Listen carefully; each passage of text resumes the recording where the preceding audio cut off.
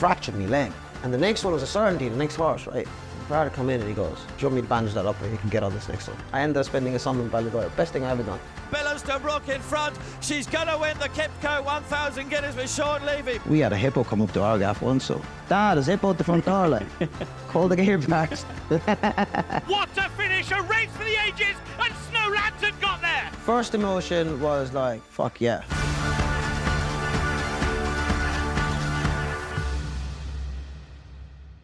Sean, thanks for coming in. It's great to have you here. I'll start, as I do with everyone, with just sort of a brief overview of your career, which is over 500 winners. We're not sure on the exact number. Yeah. And we have an exact number of Group 1s, which is 5. Let's go back to the very beginning, because you had quite a unique route into racing, didn't you? Can you tell us about from start to how you got in? Start to finish will take up the whole podcast, I'd say. But that's one of those. My dad was in racing when he was living in England back in the day. He was a apprentice to Ron Smythe, actually, over the sticks. And there wasn't anyone before him that was into racing. So, you know, he went into it. They were living in Croydon, and he got up to Epsom and, you know, started his passion for racing. And it didn't quite work out in Ron Smythe's, but he ended up traveling the world. He got to Germany, rode there, Switzerland, you know, most places around Europe. And then he ended up moving to Africa because my aunt was over there. She was working in a casino. And he moved down there to manage a hotel. And, you know, along came myself and my younger brother. So I think at the time he was living in Swaziland, which is now called the Swatini, and he had horses of his own. Actually, he set up a race course. It's in Swaziland that was sponsored by the few major casinos that are in that area, and he had that going for quite a while. He also had a bookies there, and you know, he kept his passion then for racing going down there. At that time, we were very young, and we were, nowhere near old enough to be riding horses anyway. I do have vague memories of sitting on a horse he had, you know, after he had worked it or whatever have you. I sat on it and it went ballistic, and that was the last time I sat on a horse. And then many years later, when he had finally, you know, sold the horses on because he was struggling to keep all of that afloat. He had sold all the horses on, but he kept the bookies going, and there was no influence of horses then growing up. And then one day I met a friend of mine, and he was learning how to ride in an event stable, which actually I passed on the way back from school every day. And one day I just hopped up the bus and I went in there. And so was that like an immediate bug then for you at that point when you went in and sat on horses at that stage? Obviously the original time when it went ballistic wasn't a great memory, but when you got in and sat on one then, was it like, yeah, I want to do this? Was it like an immediate pull for you? I wouldn't say immediately. I think the obvious difference was it was a yard that obviously had the right sort of horses to learn how to ride on, and they had a scheme where, you know, less than privileged kids could come in and ride and learn how to ride or whatever, and I kind of fell into that mix, you know, without mentioning the background of that. I basically walked into the yard with a friend of mine and was given the opportunity straight away to learn how to ride as such on a few older ponies and whatever have you. And you know, it took some time, but you know, it's one of those, it takes a little bit to work out, I suppose, how exactly how riding works. And then once that happened, started to enjoy it more, and then started to compete. And I think for me, it was when I started to compete, show jumping, dressage and whatever have you. You know, that's when I actually got the bug for it. So it was more a competition than the actual horses themselves that pulled you in? For me, it was. You know, for me, it was, I loved horses. I grew up in Africa, I love animals anyway, but, you know, it wasn't like, I didn't go in there and rub a horse's nose and think, oh my God, this is for me. You know, I think for me, I actually learned how to ride, and then it wasn't until I got competitive that, you know, I wanted to do it more. When you said that you grew up in Africa and you loved animals, can you give us more of an idea of what kind of animals you're talking about? Well, it's Africa. Yeah. That's where they all come from. Like. Yeah. But no, I grew up next to a game park called Lilwane, and the border between where we lived and the game park was only a river, so we used to go in there quite a lot. You know, my dad used to do a lot of work with the horses they used in Lilwane, and we used to be in there most of the time. But you talking like the usual things you'd see on, you know, the usual things you see David Attenborough going on about, you know. So it's like we kind of grew up with them around us. Like it was every weekend we'd wake up and we'd have all them, you know, them grey monkeys. I can't really think their original name now, but they'd be knocking about all day, and it wouldn't be unusual to run into the majority of buck and deer, and obviously the big cats you don't see as usual outside of the game park. But like we had a hippo come up to our gaff once, so you know, Just rocked up. Just rocked up. I think there was a bit of a drought going on at the time. He was a bit confused, the poor devil. But they can get like proper aggressive hippos. Yeah, they can't kill more people than any other animal actually in Africa. The old hippo.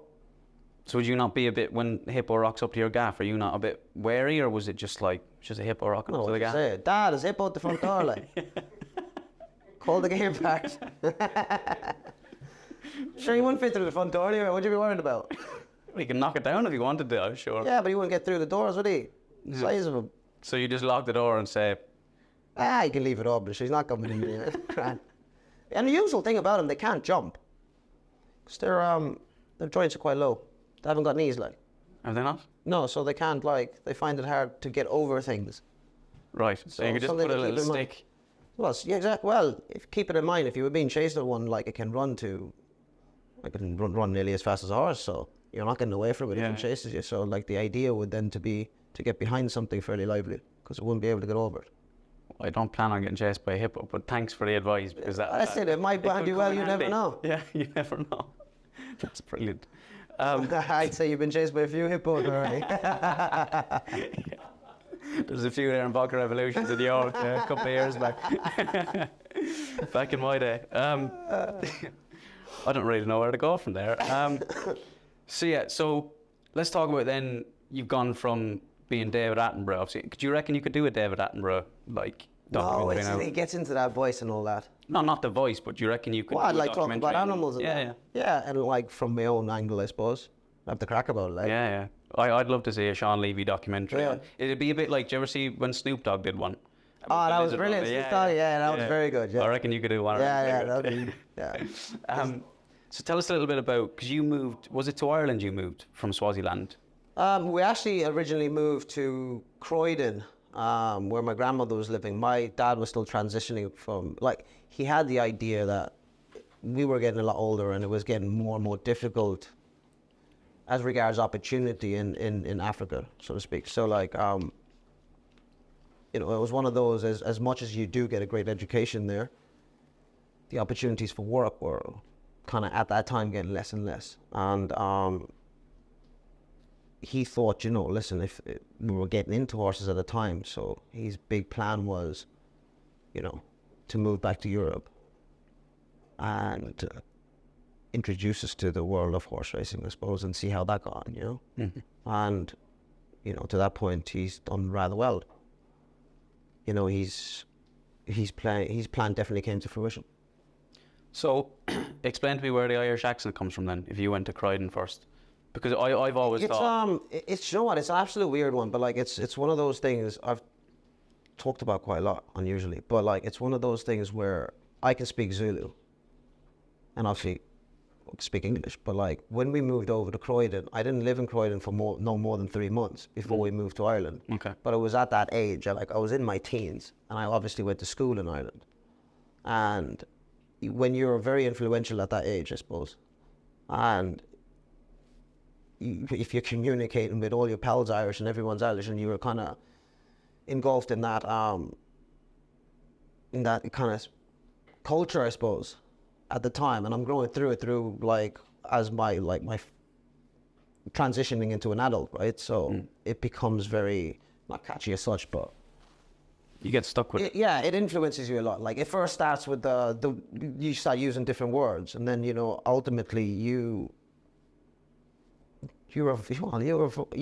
evolve around your new environment. Hence the accent. But like, I do find now, I have this weird thing that if I'm talking to someone with like quite a strong accent, so like if I go to Liverpool and I'm speaking, so like my wife's family from Liverpool, and if I hang around with them enough, weirdly, I start talking like them. You get a little bit scouse. I get a little bit scouse, and then it's like one of those things. Then I kind of like, when I realize I'm doing it, I kind of thinking, no, don't do that, because like I imagine for them, they're thinking like I'm taking the piss at this stage. You know what I mean? Yeah.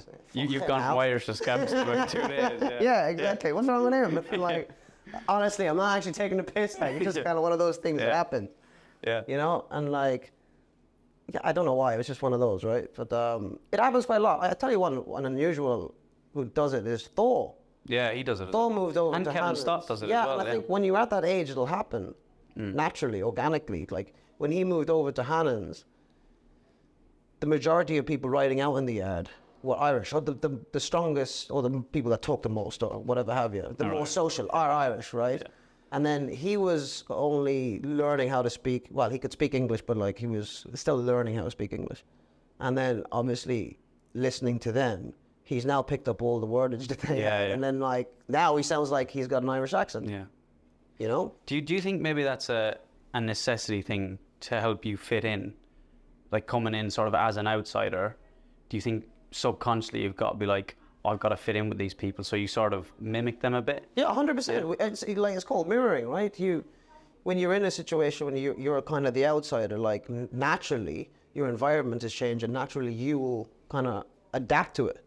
And I think that's one of the ways. Like if you're not gonna get all patriotic and try and hold on to the accent you had before. You're gonna start saying the same words or the same thing. It's like you stop saying hello. You start saying well. Yeah. How are you? Nice. Yeah. Yeah, it just carries on. And how much of when you moved from Swaziland to Croydon to Ireland, how much of a culture shock was that for you to be thrown into an Irish school with these Irish lads? Because it is, I'd imagine, quite a different culture. How much of a shock was it? Oh no, massively. Like I remember when we flew in, I mean, geez, we'd never flown on a plane at that stage. Do you know what I mean? So like, I remember seeing them fly over. You know, when you're a kid and you're walking around watching planes fly over and you start waving them. Not really sure where that really comes from, but like you start waving them as if they can see you or something. Yeah. Anyway, we went from that like to actually being on a plane, flying all the way to England. I remember coming into the airport and the mother wouldn't get on the escalator. Didn't trust it. Couldn't trust the escalator. She wouldn't get on the escalator. She had to be convinced. Yeah. And like that's the massive difference you're talking, right? And then like Croydon, like I instantly, depression is probably a strong word for it, like, but I instantly felt extremely uncomfortable living in Croydon because we went from a place where there is no boundary.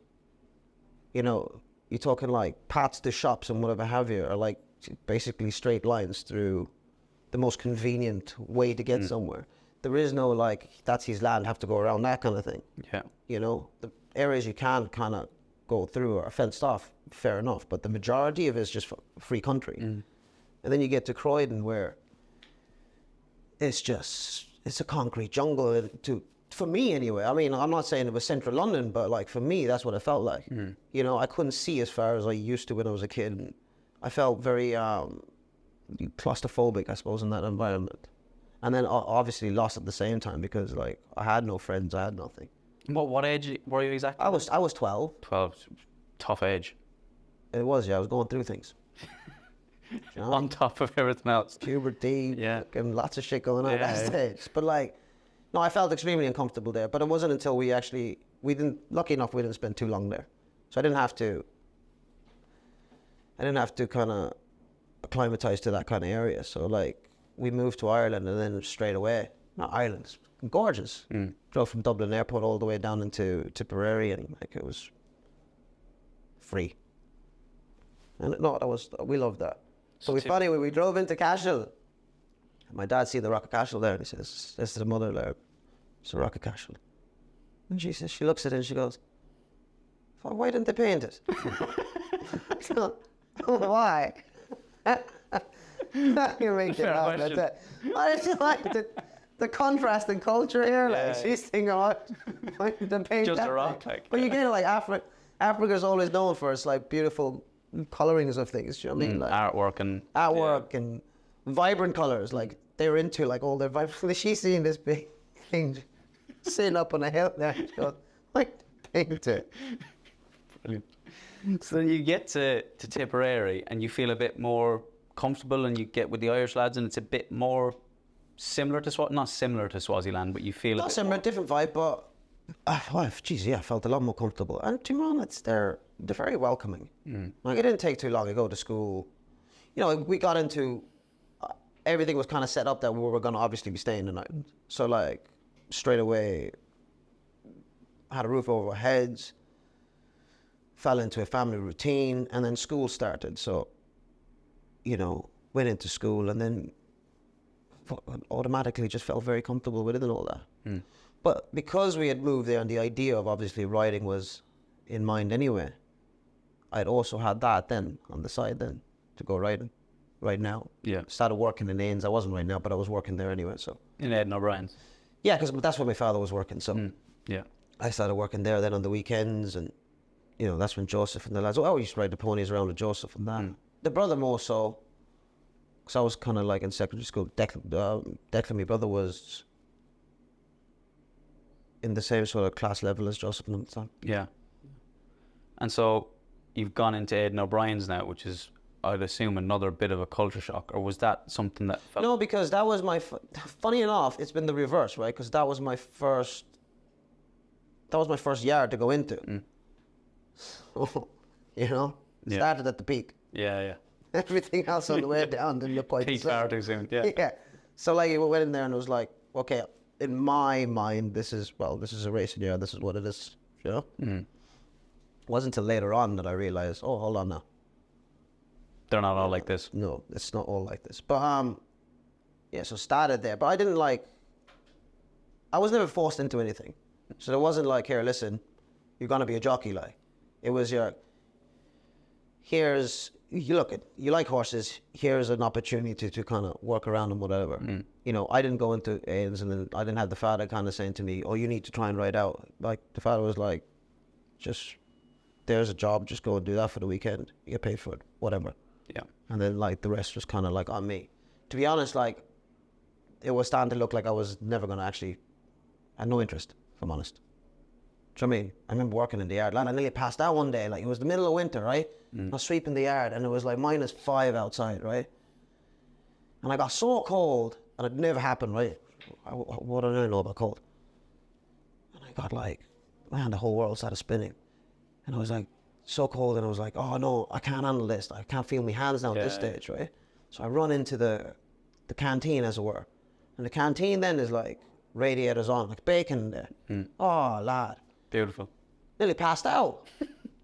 I was just like spun. I didn't know what was going on. And then like I remember, lad, I was only a small lad when I was that age. I was only 7 stone, I'd say. And you know, like you get it over there. Jesus, go and empty the wheelbarrow. I couldn't push it over. It's full of straw. Imagine straw, right? And I couldn't tip it. Yeah. Get me back into it, I was. Tip the wheelbarrow. Then I get to jobs. What was one of my jobs there? Like stack the feed house there. Yeah. 25 kilos a bag of feed. You reckon I lift that? No chance. Same weight as you. Exhausted. I go home absolutely broken, I would. Yeah. Just go straight to bed. And I thought like, nah, no way. But funny enough, like, there was a fella called Jarlath Connolly working in the yard. And he was friends with another fella, but he was from Ballydoyle. And he was friends with another fella called Tony Began. He used to train pony races. So, father had it in his head. The summers are unusually long in Ireland, a lot longer than here. Summer holidays? Yeah, summer holidays, yeah. So, he had it upon himself when I had my first summer holidays, he'd send me to Tony Began's. I said, no interest in that. He's tried to explain it. I said, nah, no interest. I had mates at this stage. Yeah. I was a teenager. And girls. A few girls. Yeah. Oh, loads of girls. Yeah. Tons of them. Yeah, tons. Had to make a lie. Anyway, we decided, no, listen, I was like, no, that's not happening, right? So anyway, I ended up spending a summer in Ballydoyle. Best thing I ever done. I was riding out that stage. Aidan actually wouldn't let me ride the horse, and it was just grand. But then there was a horse standing in, and he says, tell you what, he says, you can go and bring him back from, you know, he's been standing in, he had an injury, but he'll be coming back soon. He's an older horse. he says, go and learn how to drive him and get him back nice and steady there. So King of Connacht, I think his name was. So anyway, I learned how to long rein a horse, drive a horse, all that sort of thing. And progressed into, finally I had to sit on him, fresh a few days, whatever have you, and then rode him out. And I ended up riding him then for the summer. And then there was another old horse called Bashkir. He used to do all the breezes. Group 3, he was placed in the Group 3, this lad, right? He's like 5-year-old. He used to run away with me every day. Every single day, get to the bottom of the gallop, he'd run away with me. I'd go past 5 horses, 6 horses. Yeah. You know, on a good day, I might pass a lot of them. Yeah. And I just said, lad, this is not for me, like. That's a horrible feeling. Especially when you're young. I mean, you can ride a horse tries to drop you, you can ride a horse rears up, anything, right? But when they run away with you, that's the ultimate feeling of, like, you're totally not in control here. But then there's the idea of, like, right, you don't know where it's stopping, and you ain't bailing out. Yeah. Oh, it's unbelievable feeling that. Because it has to stop somewhere. Oh. Where and how fast it stops is the Exactly, is the and you issue. have no trust in the creature at this stage. No. I was getting, like, I was riding him out. I was tacking him up in the mornings, right? And I was like, the fear in me, like, before I got to the bottom of the gallop, to the point I'd shorten up the reins. Every day I'd try something different. Do you know what I mean? Yeah. Shorten them up, like, geez, I'd have him held by the rings of the bit at one stage. No chance. He went faster even when I come back. And I thought, do you know what? This is just, that. The lads were even like, they kind of used to me at this stage, like, he's going to jump off the back, he'd be past the half. But they don't realise how much I hated that. Yeah. Like, I mean, not hated it as like, I mean, like, it scared me, like. And it actually had me in like, it had me at the stage where, like, it's just not going to happen for me in it. But I enjoyed the summer thoroughly. And then the next year, for whatever reason, he brought me to watch a pony race. And I watched the pony race, and I said, definitely not doing that. And convinced anyway, dropped me and the brother off in Ballydoyle with Tony Began. And we were just left at it, like. Rode out these horses every day. Ponies, horses, like they say pony racing, the majority of them are horses. Majority of them used to run around here. Yeah. Got into them, rode them away, and got stronger doing so. Like, we were riding like 5 lots a day. A lot of hacking, bringing them out, galloping in the fields, you know, like becoming very accustomed with different horses and different ways, and then started racing. And all it took was win a couple of races, and then you were hooked. You know, your mindset changes.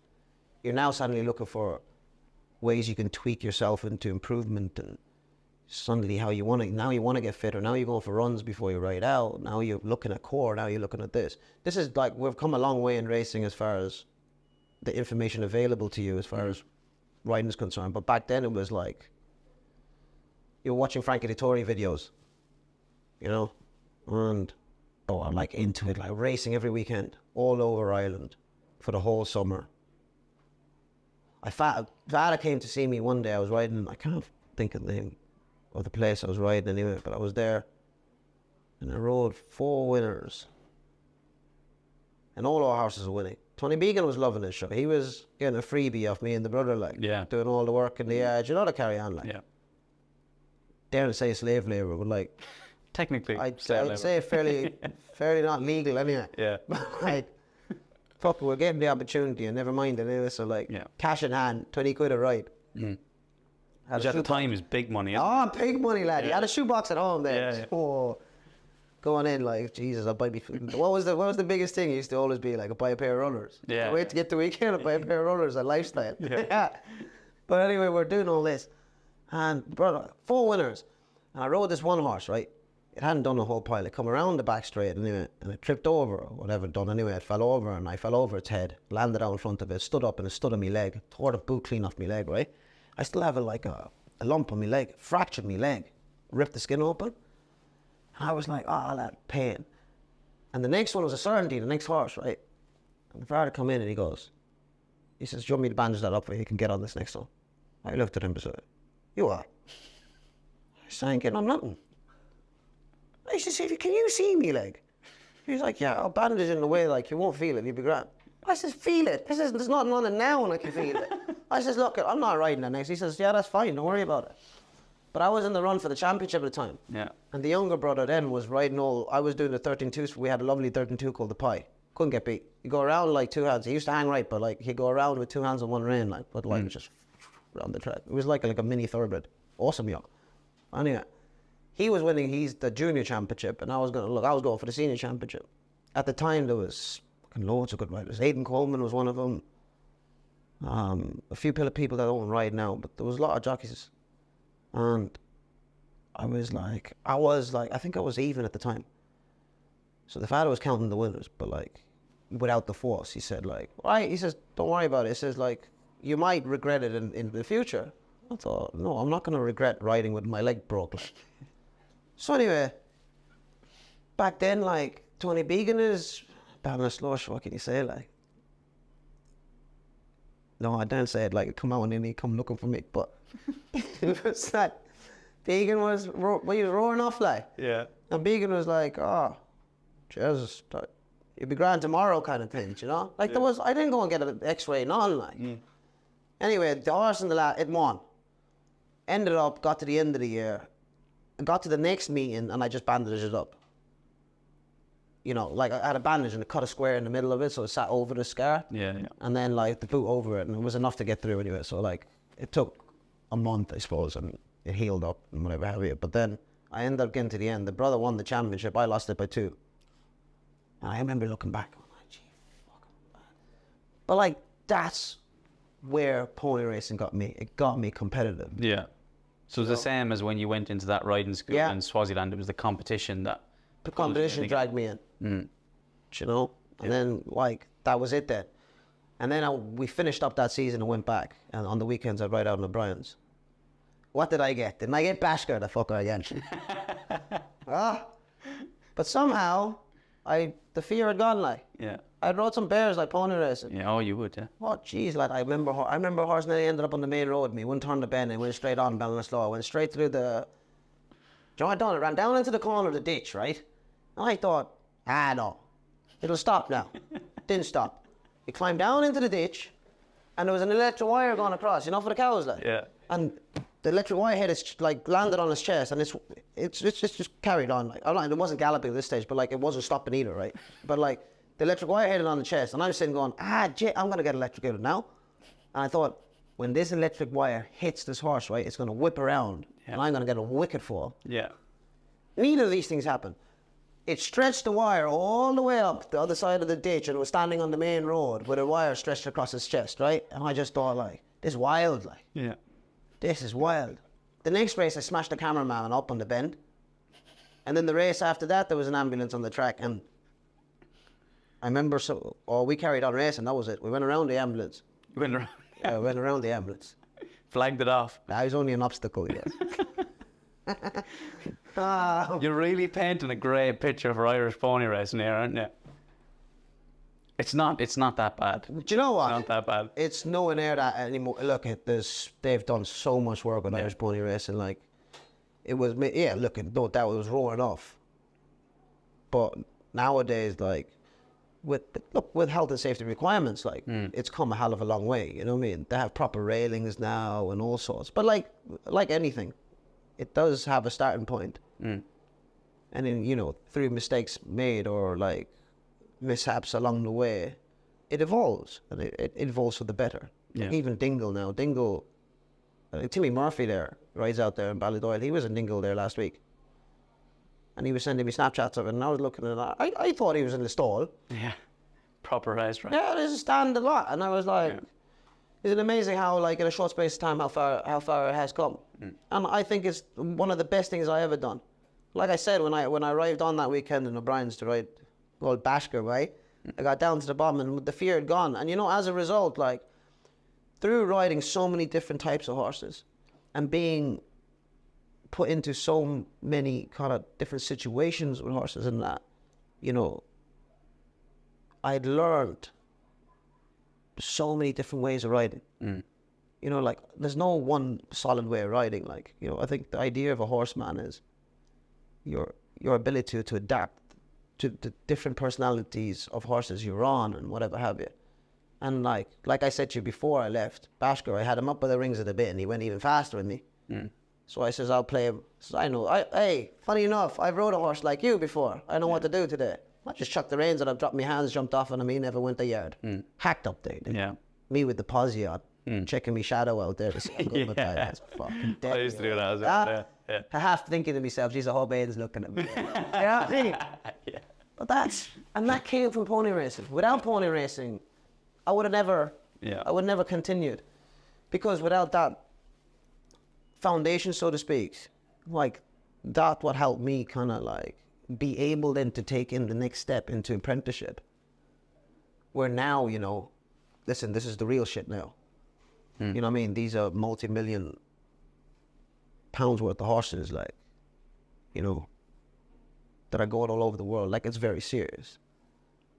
And you have to have the ability to do the things you need to do in order to win these sort of races. It's not like pony racing anymore where, like, you know, ultimately, like, it's competitive, but then there's no real pressure, I suppose, involved with it. Yeah. But without enjoying it and being competitive like that, I wouldn't have been able then to transition into being like a jockey or professional now, you know? So let's talk about that transition. And you said earlier about, isn't it mad how fast things change? So you look back from Sean Levey, who was running out through a ditch wrapped in electric wire, to now, as we said at the start, over 500 winners and 5 Group 1s. I've always got the sense, you correct me if I'm wrong here, I've always had the feeling when I've watched you ride, and 5 Group 1s is no mean feat. I mean, that takes some doing to have 5 Group 1s. I've always felt like you've been underrated, that you've probably not had the opportunities maybe that you deserved, or that you probably you could have more Group 1s in that CV, but you just haven't had the chances. Yeah, but like, it's an unusual one, right? Well, it's not unusual. It's fairly straightforward. Like, it's one of those, like, it's as many winners as you have or whatever have you. Like, racing is a spectator sport, you know, and the majority of owners or whatever, owners or syndicates or whatever have you, ultimately they're in it to enjoy the experience of going racing. And with that in mind, they're not really interested in what stats a jockey has. You know, in the Group 1 levels, yeah, maybe like they want a jockey who has the experience or is good enough, but then you got a massive pool of those jockeys, right? Mm-hmm. So then when it gets to the point where stats don't really come into it. Now, ultimately, the best horse wins anyway. But then it's basically whoever's the hottest cake around, or who is the most likable, or, you know, that's kind of the way it is as far as getting the most opportunity.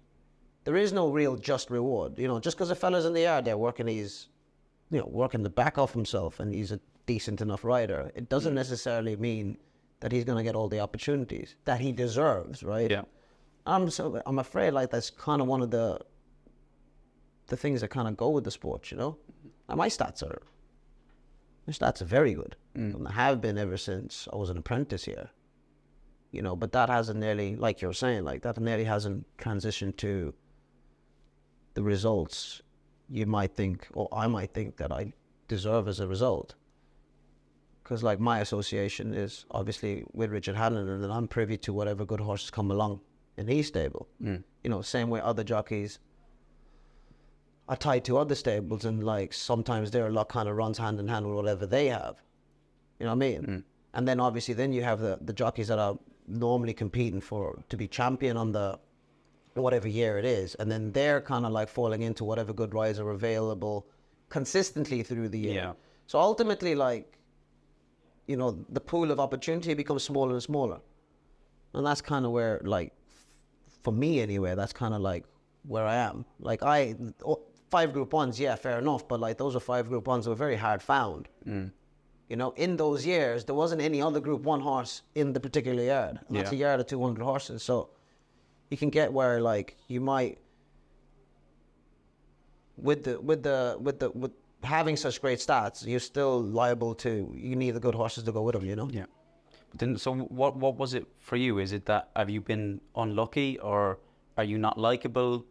What is it that? Not necessarily. I suppose I'm very loyal to I'm very loyal to the Hannons. You know, as a result, I'm probably not as accessible then to anyone else outside of their yard. You know, I think that's fair. Yeah. And then, you know, then what happens there is that is also like, that yard in itself has changed over the years, which is probably unlucky for me. Like, as in, a lot of the bigger owners that we have in Hannons now have jockeys that are retained to them.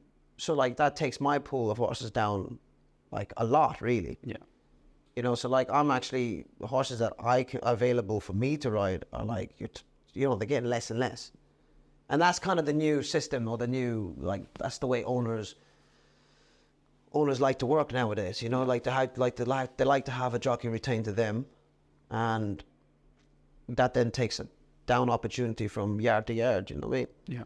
You know, whereas it used to be traditionally, it used to be a trainer would have their own jockeys within a yard, and those jockeys would ride all them horses within the yard. Yeah. Whereas that's nearly becoming, you know, less and less true. Let's talk about your first Group 1, because as you said, they're really hard found. And I know it's bloody difficult to come across. I didn't even find that one. That one found me. How did that go? No, she was a very good horse, but like, as a 2-year-old, she was bought for a syndicate, and in mind, she was there to compete and for them to enjoy through the year, right? And she didn't miss a dance as a 2-year-old. Like, Jesus, it took her 3 runs to win a maiden, and then she was running nurseries after that. And she was just one of those horses that, you know, she was able to improve quite a lot. You know, she got to the middle of the year, and then suddenly she just really improved. And then she ended up from what looked like maybe a steep enough mark to like, geez, she's a lot better than a mark. I remember when she won the race in Goodwood.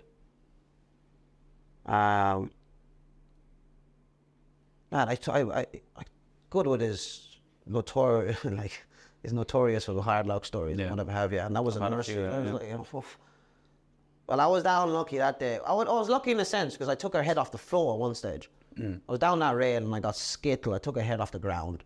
I'd given up on her because I remember looking at 2 furlong marker, and you know, like, you're thinking, like, I need to get something needs to happen now, or there's just no point, right? And then someone rolled in on top of me. I clipped the heel, head hit the ground, come back up, looked at the 2 furlong marker, and I just went. And the old, like, Richard Senior was there that day. And I just went, I gave her hands and heels, and next thing, like, within 5 strides, she picked up that fast that I didn't even have time to pick my stick up. And I was just navigating, basically. I was like, okay, through there, boom, nose on the line. Yeah. She'd won it in, like, basically she passed the field in the furlong. I remember pulling up and going, like, okay, maybe she's a hell of a lot more than, like, just a well-handicapped nursery horse, you know what I mean? Yeah. And she just kept improving. And she ran, actually, you know what, as a 3-year-old, she ran in the Nail Gwyn. She ran in the Nail Gwyn, and she was keen. She was always very keen. And that was the first run of the year. And I rode her work, and she settled in the piece of work. She worked unreal. And I just went, fucking hell, do you know what? No, good horse. Yeah. Then she ran in the Nail Gwyn. She actually pulled the guts out of me. Pulled the guts out of me all the way down to the dip, right? And I just went, oh, here, lad. Yeah. And then I couldn't believe that she pulled so hard for so long that she finished where she did. She was placed in the Nail Gwyn. And the winner of the Nail Gwyn, I think, was second favourite then for the Guineas, right? So I was thinking, right, you know, argument's sake, if she was to settle, arguably, I think I would have beat that one. I went off into, she was entered in the Guineas, and I rode in the Guineas. She was 33-1. And the whole day, I was just thinking, just get her to settle. And rocked up anyway. The other Hannon horse was actually more fancied. Won the free handicap. Tom Marquardt was riding it. And Richard comes to me, the usual carry on. You know what you're doing? I do. I don't really. I have a theory. Yeah. But I'm not going to share it. You won't understand anyway. Yeah.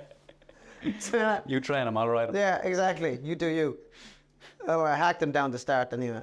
I thought, we're all right. Get down to the start. I'm in big races, or good horses anyway, I always like it when they just stop at the start and they just kind of stare around without getting agitated by anything. And the longer they'll stand there and like stare out into the, especially Newmarket, stare out into the open. And the longer they do that, the better really. Especially for her, because it was like, just chill. And she never sweated a drop. She stood at the start, just stared down the thing. I thought, right, okay. She got into the gates, and even in the gates, she just stood quiet. I went, all right. I just gave her a head, and I just went, all right, that'll do. And then when she jumped, I just said, don't ask. And like, she just popped out, and when she popped, it's the Guineas, right? And it was just, boom, they just engulf you. Yeah. But as they did, I kind of landed like within the middle of them.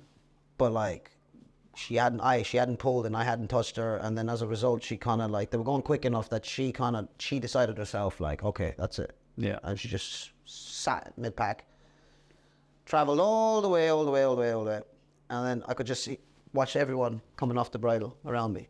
And I was just thinking, I didn't even know, it was Cal Burke's horse was making the running. And I could see her and I thought, doesn't matter. I'm riding for place anyway. So Sylvester was beside me at this stage. I'm mid-pack. We're coming down into the dip. And I'm thinking, man, I haven't come off the bridle here yet. And I just looked at Sylvester, and Sylvester's pumping away. But you know him now, he keep a horse there like for another 10 strides longer than you think he's going to, right? And I says, here, listen, Sylvester, give us a bit of room there, will you? He went, I'll go on then. So I pulled it out. He was fine. Pulled it out. 5 strides, I was upside the other one. And that was into the dip. And I went, fuck it, go on then. And it took off. But it was at this stage, I was like, something's coming to get me. Because the idea of 33-1 and like all of these things, as much as in theory you thought they might happen, when they are happening, you're still in disbelief that they're happening. I just pulled it out. Fuck. Hammer away, lad. Popped over the line anyway, no sign of no one. I thought, fucking hell. Popped over the line. Popped over it, mate.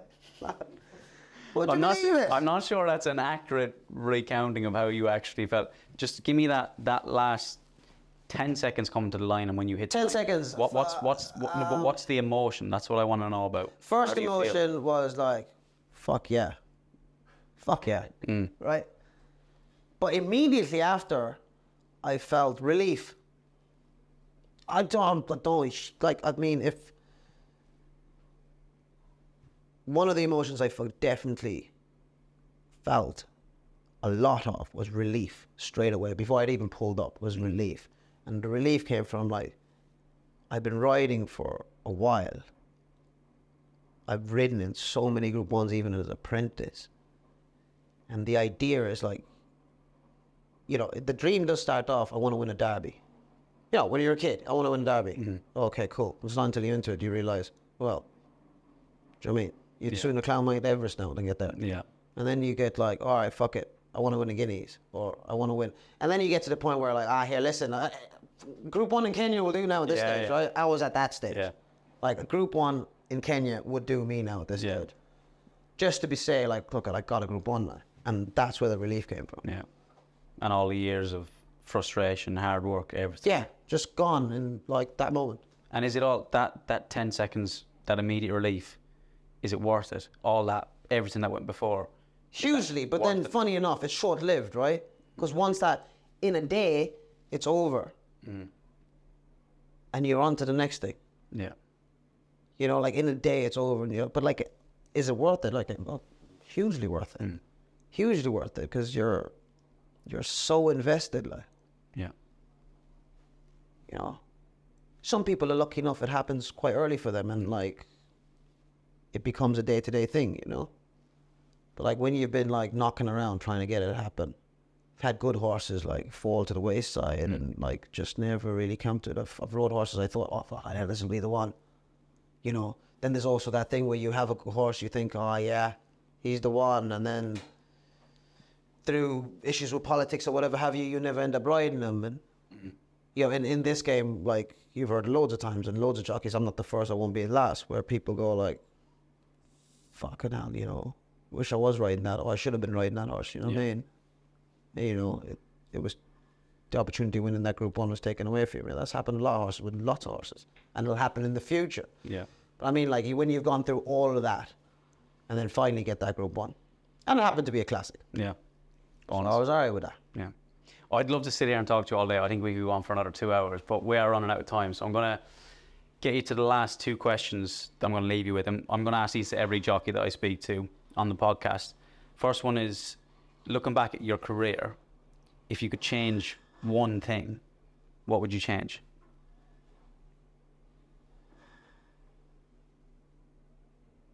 It's interesting. To be fair, competitively, there's a lot of things I would change. But if I were to change one thing, I would have asked Richard Hannon not to sell Barney Roy when I wanted him in the main. Yeah, because he went to Godolphin, didn't he? Yeah, he sold him before I pulled him up to Godolphin. Yeah. I never seen him again. I like that horse. That one must have hurt. It didn't hurt them anyway. Sold him for a lot of money.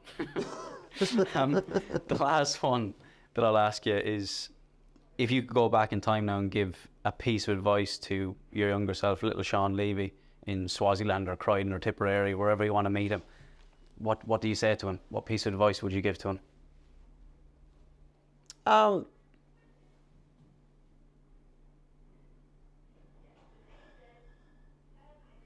don't know what. Funny enough, I'm not sure. I wondered, there has been a lot of times maybe I shouldn't have been so hard on myself. You know, I think I would have nearly grown and understood things a lot better and a lot faster if I wasn't so hard on myself. Just punishing yourself for mistakes and... Yeah, 100%. Like, but even like physically, like, you know, like doing things I shouldn't have been doing, you know, like, you know, in the search of improvement, like, you know, when you're starting to, but it's those diminishing gains kind of thing, when you're going for like 5 runs a day or silly stuff, you know. Now I'm that bit older, I always kind of look back and say, like, I fucking wish I didn't really do that. Yeah. Because, like, you know, things hurt now, like. Yeah, I bet they do. Knees and hips and... Not knees and hips. You know? Yeah. Struggle to run around the road now anymore, like, got myself a what bike now? Lance Armstrong. Yeah. Pushing it that way now. Sean, it's been an absolute pleasure. We'll have to have you on again to talk about all the stuff we missed out on, but it's been absolutely fantastic. No, not at all. Not at all. Anything. Best of luck for the rest of the season and for the future. Spot on. I'm actually going to lose weight now.